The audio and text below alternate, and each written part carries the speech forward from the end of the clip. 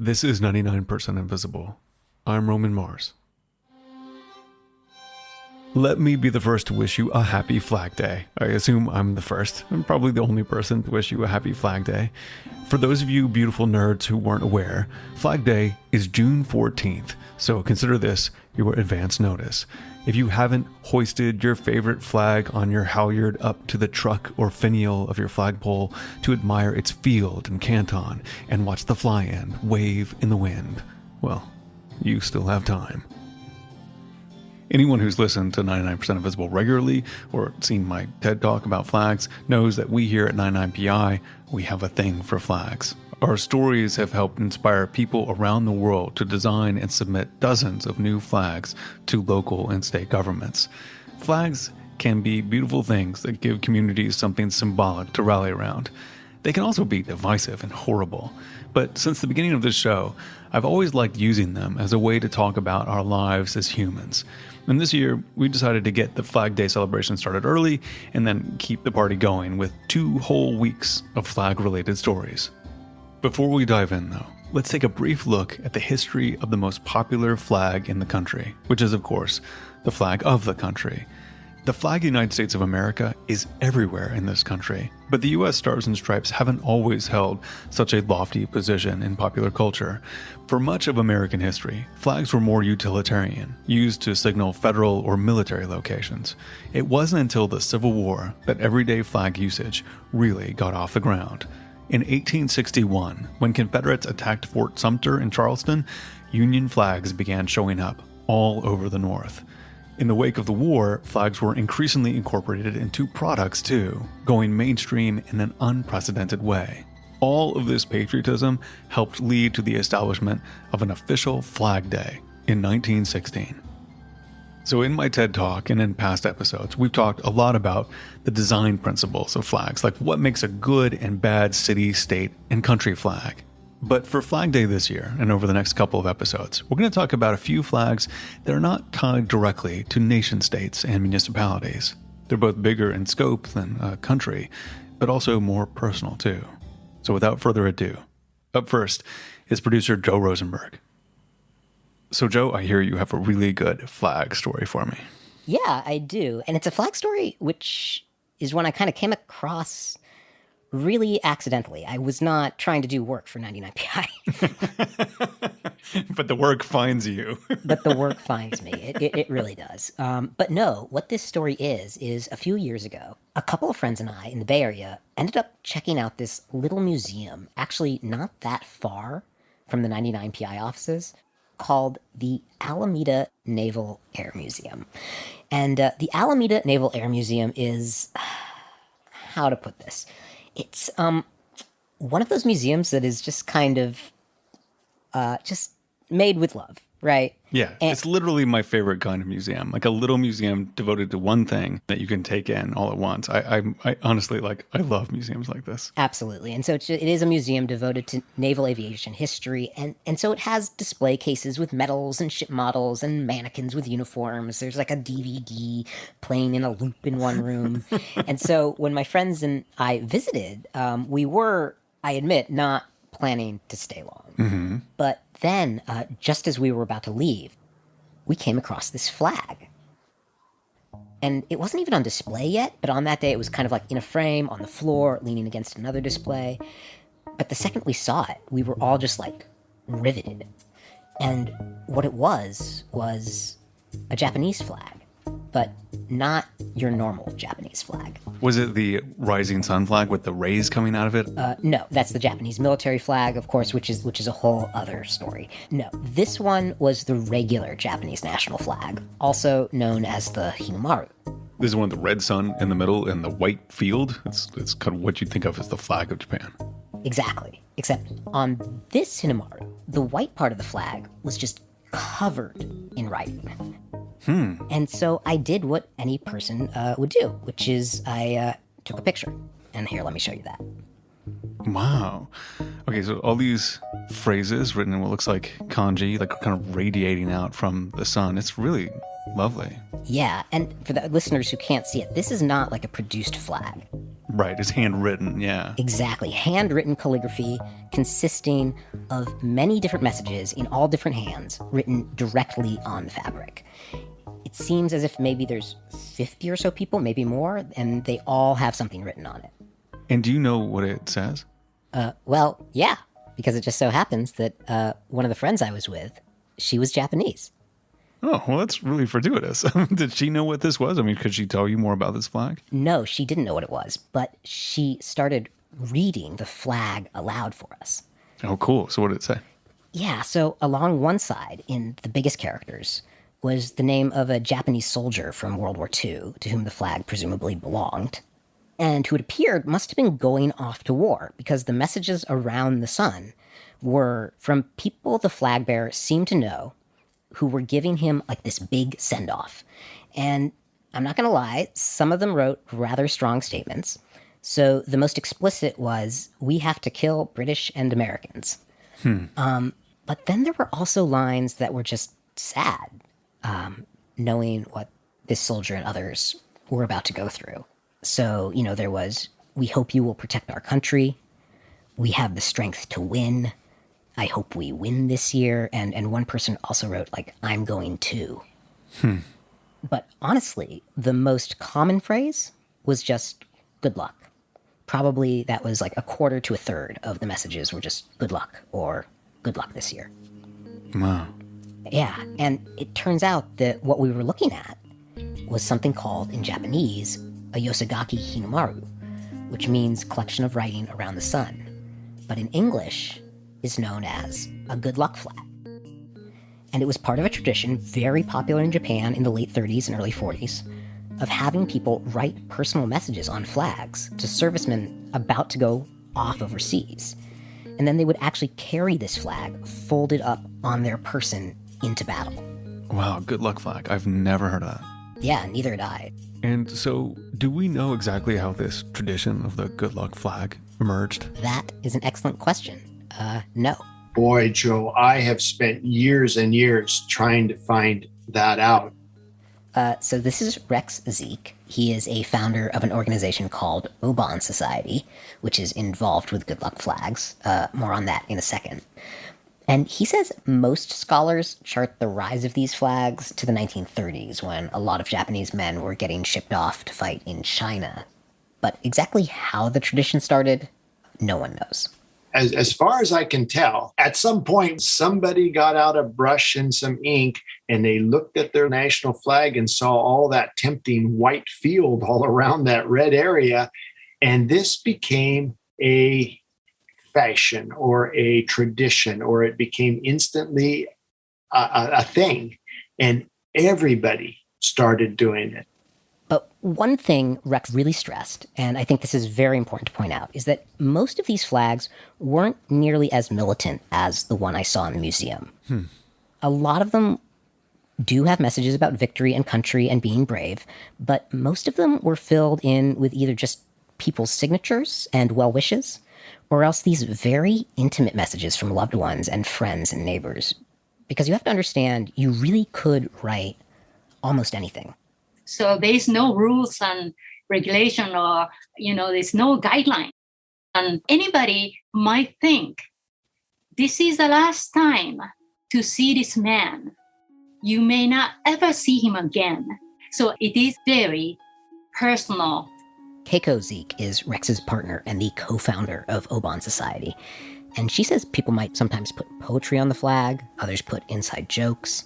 Priests from the local temple might write a favorite mantra. I remember one entry where it was saying something like, "I'll look after the farm until you get home," or "I'll look after the animals till you get home." So the soldier doesn't worry about at home while he's away. Wow, that's amazing. I love that it can be anything. Absolutely. And by the way, when Rex said everybody started doing it, he meant that more or less literally. We estimate that between 1935 and 1945, the people of Japan created somewhere between 9 and 12 million of these flags. Whoa. Yeah. And one of the reasons there's so many of them is not only did virtually every soldier get a flag, he often got multiple flags from multiple institutions on multiple occasions. And so he might go to war or leave home with one from his parents, one from the bank where he worked, and one from his baseball team. Okay, so if there's millions of these flags, what happened to all of them? Like, where are they now? Well, most of them are gone, at least in Japan. And that's because many of those soldiers never came home. So a lot of the flags were just lost forever. And many of the flags that did make it back to Japan might have been actually deliberately gotten rid of, because after the war, during the American occupation, certain Japanese symbols were temporarily banned. And that included the Hinamaru. And so those soldiers who survived, who had these and went home, whether those flags would have been buried or burned or destroyed or kept, we really can't get a gauge on that. But Keiko says that the result is that it was such a final ending to this tradition that most people in Japan today, if you show them one of these flags, they don't know what it is. Yeah, they had no idea about Yosegaki Hinamaru and anything. But it turns out there is at least one country where you can still find a lot of good luck flags. And that's the United States. Huh. Okay, well, tell me what that is. Well, it's kind of for an unsavory reason, but basically, in World War II, a ton of American soldiers were shipped off to the Pacific and fought in battles against a ton of Japanese soldiers. And when the Americans took personal items off of dead Japanese soldiers on the battlefield, you have to understand, the Americans all grew up reading books and watching movies where capturing an enemy flag was like a big deal. But unbeknownst to them, there was this tradition in Japan. And so everybody on the battlefield had a flag somewhere underneath them. That's really fascinating, grimly fascinating. Yeah, and so all these U.S. servicemen just take all these flags back to the States. But crucially, in the U.S., these good luck flags are not destroyed. Yeah, because they would just keep them and then they'd be, end up in your, grandparents' attic or basement in Scranton or wherever. Exactly. But this is where Rex and Keiko's ōbōn Society comes in. Because what they do is they work with families in the U.S. who have come into possession of one of these good luck flags, and often as a form of post-war healing and reconciliation, they help them return the flag to the family of the original flag bearer in Japan. Oh, so if you're like the grandson of a World War II veteran like me and find one of these flags in your grandfather's attic, the ōbōn Society will actually find the grandchildren of the Japanese veteran that they belong to, and then they will matchmake and send them that flag. Exactly. And after starting out on their own more than a decade ago, Rex and Keiko say that today they have a team of about 14 people that specialize in sending back these flags. And it took us, I think, 4 years to do the first one. And now we're doing 2 each week on the average. Wow, 2 a week. I mean, so then how many have they successfully returned at this point? Well, at this point, they gave me a rough estimate of about 400 total returns. Wow. And they say their success rate is, again, roughly speaking, maybe around 50%. Their fastest find was a few days. Their longest was 7 years. And then there are obviously ones that might take even longer, but they just don't know yet. So you had mentioned that the biggest thing written on the flag was the name of the flag's owner. Is that enough to find the descendants? And return the flag? No, not even close. There are a lot of names that are the equivalent of like John Smith. And so the only way to figure out which John Smith it belongs to is to figure out where it came from. But something that is rarely seen on these flags is any geographical mention as to where it was created, which drives us nuts. Yes, it's so personal. Everybody know each other. So if they write, they don't write the hometown's name. And then that's what we spend so many hours trying to figure out is where did this come from? This is a fascinating mystery. So what are the techniques for figuring where they come from? Well, they actually asked me not to divulge too much of their process because they don't want people who aren't experts when they find these flags to try to do this themselves. I guess that makes sense, yeah. And another thing I should add is that Rex and Keiko will never urge anyone to hand over a flag. You have to come to them. And if instead you choose to keep it, They'll respect your decision no matter what it is. You know, I think that this like flag return process sounds really heartfelt and great, but it's also, you know, these flags are part of military campaigns that are extremely violent and not the best chapter in Japan's history. Are they ever used politically to, you know, harken back in a bad way to this period of time where Japan's imperial strength was at its height?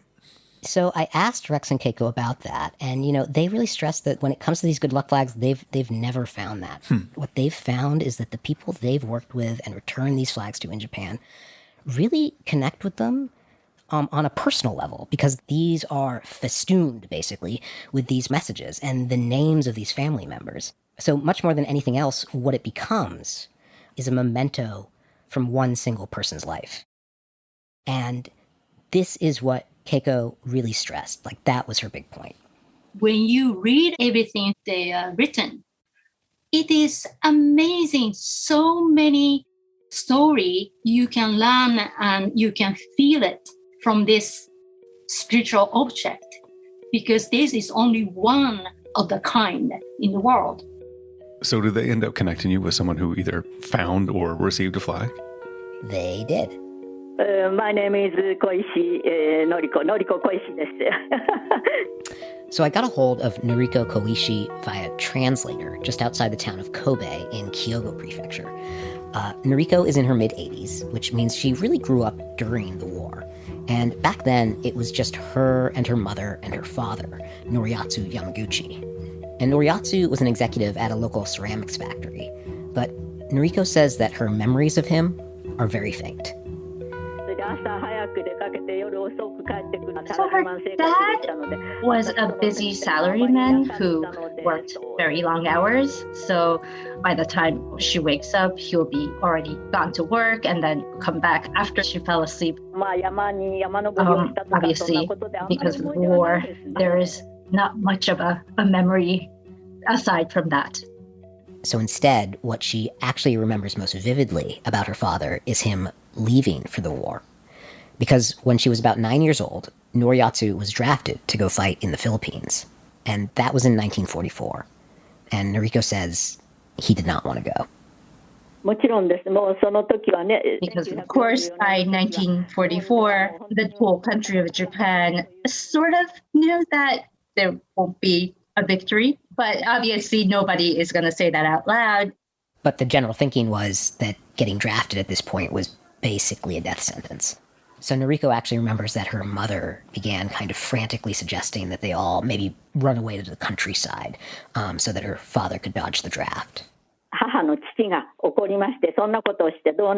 So her grandfather slapped her in the face, saying the consequences of you doing that will result to they won't be able to get any food from the government. Noriko won't be able to go to school. It will be a disgrace to the family. And she remembers that scene where her grandfather hit her mother. That is an incredibly intense thing to remember. Yeah, and also just remembering the way they were kind of locked into this reality, which was that he had to go. And so her other vivid memory from that time is this kind of distilled image of the last moment she saw him. So she sent him off at the train station, and her dad was sort of on the deck of the train, and he was wearing this white glove and waving at her until the train made that curve and she couldn't see him anymore. And to this day, she still remembers that white glove in the distance waving at her. And then he just never came home.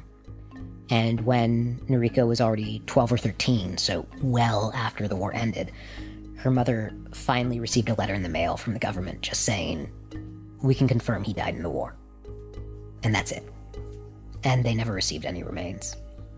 And so, since you're telling his story during this other story of good luck flags, presumably he was given a good luck flag. Did they know anything about that, the family? Yeah, so Noriko says that there had in fact been a sending off ceremony for her father, which she had attended, in which she put her handprint, actually, on a good luck flag that he took with him. Wow. Yeah, But when I asked her if that ceremony meant anything to her at the time, or if she yearned to see the flag afterwards as the years went by, she was like, no. Obviously, they do so many flags when her uncles also went to war. So this was, the 9th, 10th flag. So it became sort of a monotonous routine. So the answer is no, she did not even think for a second about these flags. Wow. I mean, I guess it makes sense. And we talked about them being made over and over again for various people. Like you do it and, life moves on, even if you face tragedy. Exactly. So what I would like to hear at this point is that Noriko's good luck flag was found and we have her little handprint on it. Well, kinda. A flag was found. And who first found it and how is itself a bit of a mystery. Well, I actually didn't know anything. I really didn't know anything about his war experience. So this is Dion Blazing. I got a hold of her where she lives in Florida. And the person she is talking about here is her late uncle, Neil Heward. Otherwise known as Uncle Bud. Uncle Bud, okay. Yeah, and Dion, as a child growing up, spent vacations with her uncle and aunt in Michigan. And the two of them, they didn't have children, so they doted all over us. And they had a house that was on a lake, and he always had a boat ready for us. I mean, he just wanted to play. But she also knew that he had served in the war in the Pacific. And although she saw a lot of photos of him in uniform, what actually went on in the war was kind of like a no-go area. So we have pictures of him in his uniform. We have pictures of him before he left. We have pictures of him as they were training to leave, yada, da. So I knew from pictures something about it, but they never talked about it. This was not a discussion that you had at the house. The only thing Dion ever really learned, and even this was much later, was that Uncle Bud had actually been found very badly wounded and in a coma on a battlefield before returning to the States. And that battlefield had been in the Philippines. So fast forward to the year 2016, when Uncle Bud, at the age of 95, passes away. And Dion and the other family members are clearing out his things, including this crate of just like old stuff that no one else wants. So I opened it up and I pulled out this box. And when she got back home and opened the box, there was this white bag with this silk material in it. And I was like, what the heck is this? And out comes the flag. And although she didn't know it at the time, what it was a good luck flag. And here, let me show it to you. Wow, it's like pristine. It's like not faded at all. Yeah, exactly. It's like time travel. So as you've set this up, I'm expecting this to be Noriko's father's flag, but there's no handprint on it. Well, here is where there is a tiny little twist in the story. Because Dion, after doing some Googling, figured out what kind of flag it was. She found ōbōhn Society, and she decided that she wanted to find the flag's original family. And so she sent it to Rex and Keiko, and they started analyzing. And so looking back at the flag, do you see the characters along the right-hand edge, the second to the right? Yes. So that is the name of a ceramics factory in the town of Kobe in Hyogo Prefecture, Japan. So this was from his factory where he worked. This is like a flag from his coworker sending him off. Yeah, he had a second flag, and this was it. So after telling Dion, hey, it could take years, Rex and Keiko called her like 2 months later. And said, we found the family. And I was like, you're kidding. And they said, no, we're not. And it was at this point that Dion says she did start to have some trepidation about this whole process. Because having already handed over the flag to ōbōhn Society, there were no takebacks. She couldn't ask for it back. And so now that they'd found the family, Dion says this thing she had set in motion suddenly got much more real. And she was getting kind of nervous. And part of the reason is I really wasn't sure what the rest of my family would think about this, right? I was making this executive decision. Is that because you didn't tell anyone else in your family, or did you check with them? What was the conversation? No, I didn't check with them. I didn't check with them. Why not?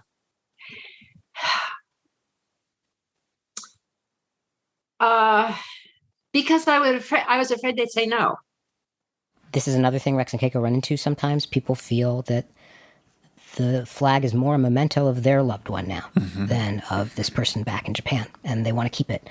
But Dion said that wasn't so much her concern as it was that she thought her family might get upset about the idea of sending this flag back to the country that had caused Uncle Bud just so much pain and suffering. But my thing is, I don't believe that individual soldiers should be held accountable for what their governments did or what they did on behalf of their governments. So I just decided I wasn't going to have that discussion. That's what it was. I just figured I would do it because I thought it needed to go back to that family, and if I got in trouble for it, I got in trouble for it. And so off the flag went after 75 years to Noriko Koishi. And although ōbōhn Society did contact her ahead of time to let her know that this was happening, once again, just like her father's death notice, it just came in the mail. The post person brought it to her in an envelope, so nobody actually presented it to her. And her mother passed away 20 years ago. She's an only child, so she had no choice but to open it by herself. She worried if her dad's blood would be on it, or is it ripped, or is it soiled? So there was happy and worried at the same time. And so when she did open it, and it was just in this perfect condition, she said she was just so, so thankful. So Noriko wrote Dion a thank you letter. And the letter honestly just describes in this incredible way what she, Noriko, did next and her thoughts and feelings far better than I could. And so I'll just let Dion read the letter, which I've abridged and edited a bit, but here it is. Dear Mrs. Dion M. Blazing, I have unexpectedly received the flag of my father by virtue of your thoughtful offer in support of ōbōhn Society. I felt this proved his strong desire to come home because his flag returned home just before his birthday on October 26th. However, my mother and his brothers, as well as his parents, all passed away. Now I am the only person who keeps my father's memory. I think it was very lucky your uncle found my father's flag in the middle of war and brought it to Michigan. I truly appreciate he preserved it very carefully, even though it must have been carried through the battlefield. I look at my father having returned home and wonder if he finds me acceptable to be his daughter. On the night his flag returned, almost as if my father rubbed his cheek against my cheek after a long time, I held the flag in the chest and fell into a shallow sleep, trying to control my emotion. Such reunion with my father would never have happened without your uncle's thoughtfulness and your arrangement. I announced the return of the flag to my late mother at the family grave. With your generous help, my father finally can rest in peace after 75 years long journey. Under COVID pandemic, please take care of yourself. With sincere gratitude, Noriko Koishi.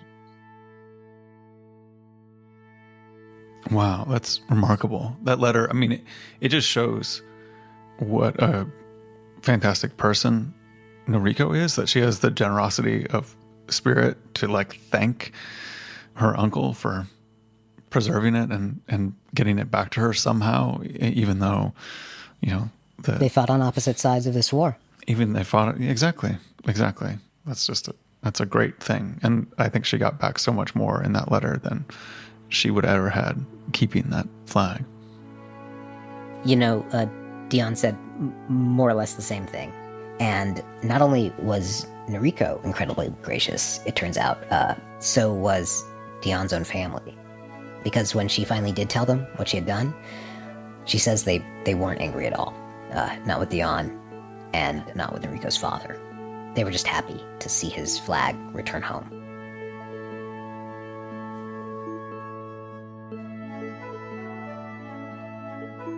Coming up, finding the perfect flag for a whole continent.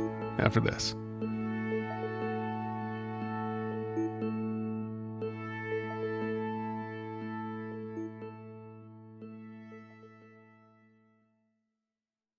Antarctica is a strange and wonderful place. It doesn't have a permanent human population, but it's the temporary home to a coterie of research scientists and weird tourists, and the thing came a couple of times. It's this huge landmass that doesn't have an independent government, which makes its history of flags particularly interesting. And 99PI's own Kurt Kolstad is here to tell us about it. So at any given time, there are tons of different flags circling the South Pole, in part because of Antarctica's unique political history. So over the centuries, various countries have made a range of claims to specific regions, or even the whole continent. But this place is extremely cold and remote, and it doesn't really lend itself to, full-time imperialist occupation. So instead, people rotate in and out, and they stay there for a while, and then they return to their home countries. That makes sense, that they would return to their home countries, Yeah. because it is truly inhospitable. I mean, so given that there are visitors that come from all over, I would imagine that if you walked around different bases and research facilities, that you would see, different countries' flags like all over the place. Absolutely. There are tons of flags for all these different nations. And in some cases, there are even territory-specific designs created to make political claims to specific areas seem more official. So explain that to me more. So flags that are designed by specific countries that are trying to gain or maintain a foothold, like they make a kind of variation of their flag that's Antarctica-like? Exactly. Like they take their flag and then they, turn it into a hybrid, and they add some elements to make it really clear, like, this is our flag, but this is also our flag specifically for Antarctica or for this section of it. And I see. Yeah. And to confuse things even more, some of these historically claimed areas overlap or have been contested. So the result is you've got this profusion of flags reflecting the continent's history and all these layers of political complexity and dispute. I mean, that all sounds really messy, that there would be these official national flags and also these weird regional flags tied to different countries. But I know that I've seen an actual flag of Antarctica at some point that's basically the shape of the continent. It's sort of like an icy white shape of the continent, and it's like in this field of dark watery blue. Like I know that I've seen that. Yes, flag. you definitely have. There are actually two designs along those lines, and neither of them is official, but they both have been used in a variety of contexts. So the older one is really just the emblem of the Antarctic Treaty, which is an international agreement signed by a dozen nations back in the 50s. And it's a lot like the United Nations flag, with, land shown in white against this field of blue. Oh, I see the resemblance. Okay, so the UN flag is kind of a globe you see it from the North Pole axis, and you see like the whole globe and the latitude and longitude lines, and then it has those branches. I don't know what those things are. those like Caesar's crown branches wrapping around it. Yeah. Around it.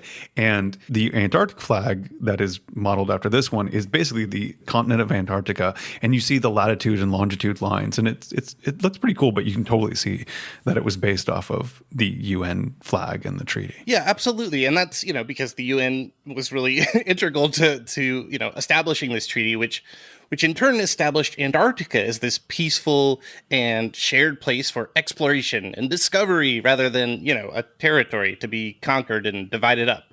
And so initially, the treaty included countries that already had research stations.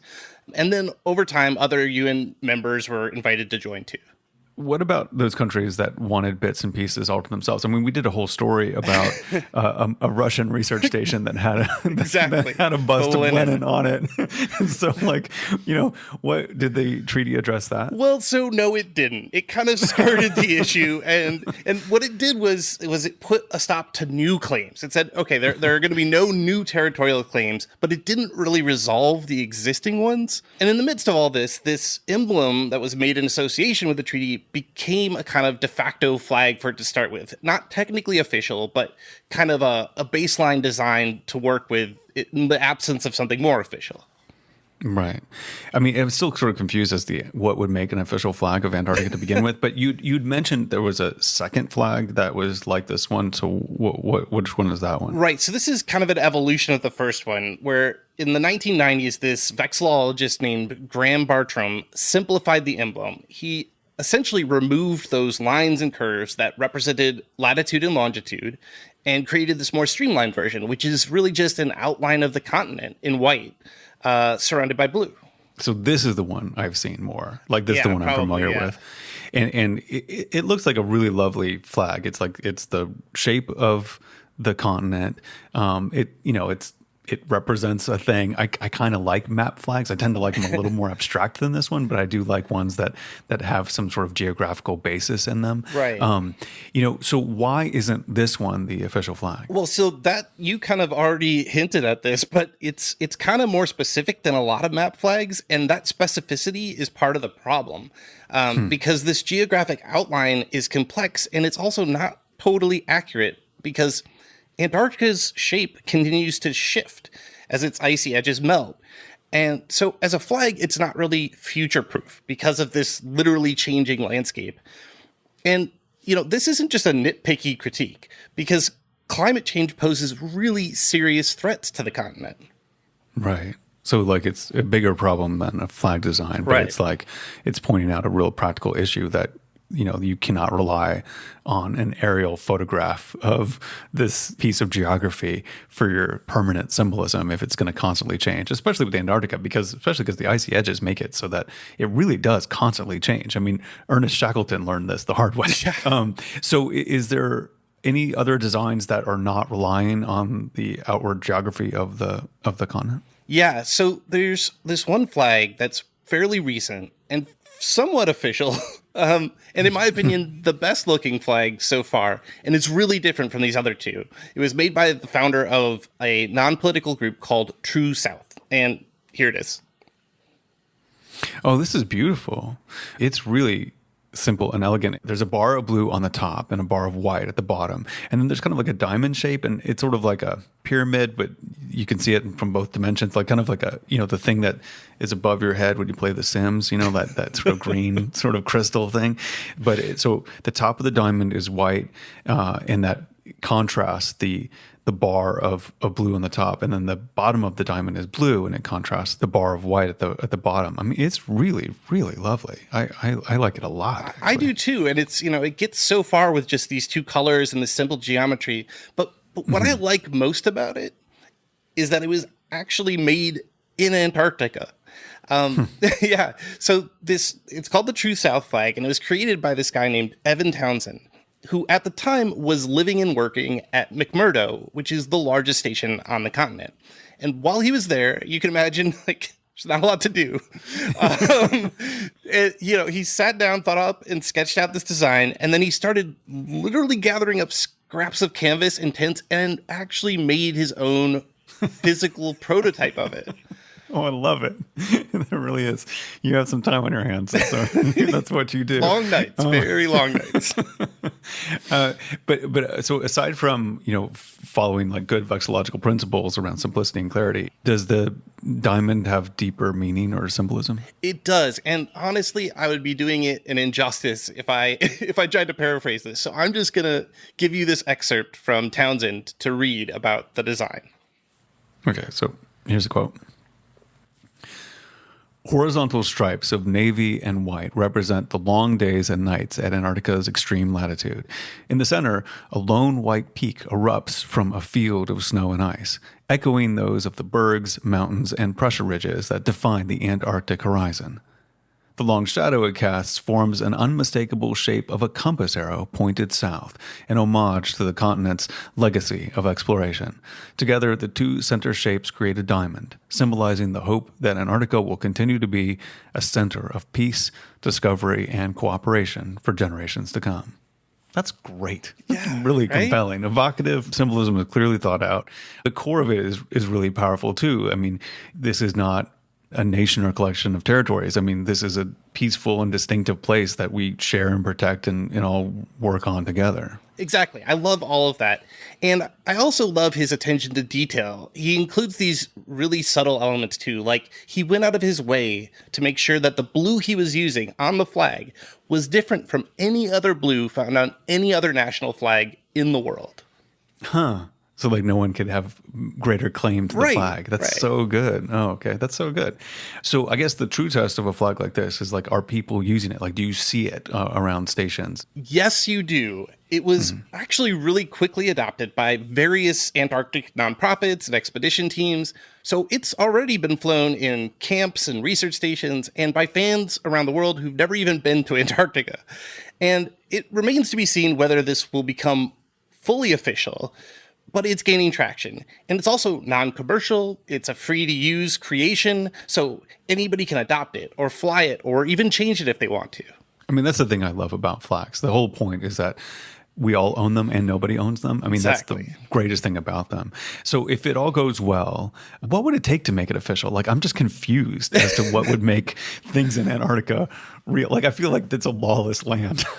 It is a very strange place. But according to Townsend, either the Antarctic Treaty System or the UN could theoretically just decide to adopt it, which might actually happen if it gets enough of this kind of grassroots support that it's been building, right? And what about the old claims to territories made by different countries? Like, won't some nations take some issue with the use of a single flag for a whole continent? Well, maybe, but Townsend maintains that this design is not meant to be divisive or to settle any of these kind of legacy political disputes. It's supposed to be something that people who want to protect the continent can rally behind, regardless of different vested interests that they might have or that their countries might have. So while it's made for Antarctica, he hopes that people will just continue to fly it around the world and see it as this unifying icon, something that, helps everybody become more interested and invested in the conservation of this really unique place.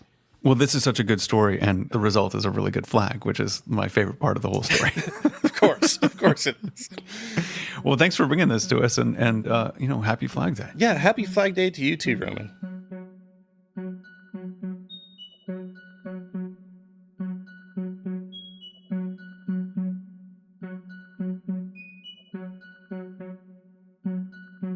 "99% Invisible" was produced this week by Kurt Kolstad and Joe Rosenberg. Music by our director of sound, Sean Rial.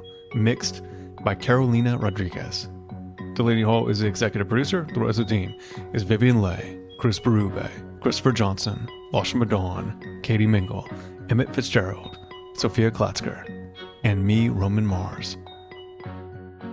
Special thanks today to our translator Megumi Yamamoto, as well as Larry Perak at the Alameda Naval Air Museum and Christopher Harding at the University of Edinburgh, who we spoke with for Joe's story, but whose voice we didn't get to include.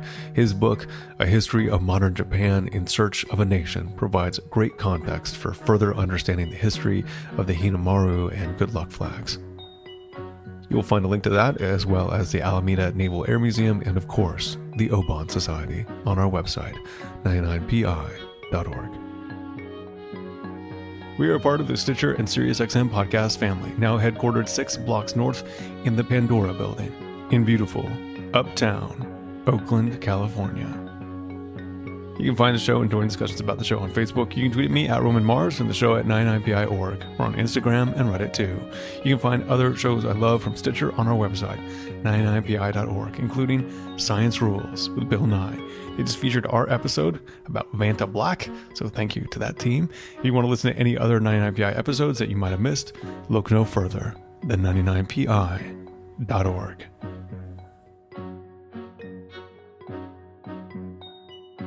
We have one correction for this episode. It turns out we pronounced the Japanese word ōbōn incorrectly. The entire episode is pronounced ōbōn, not ōbāhn. Thank you to our listeners for catching that and pointing it out to us.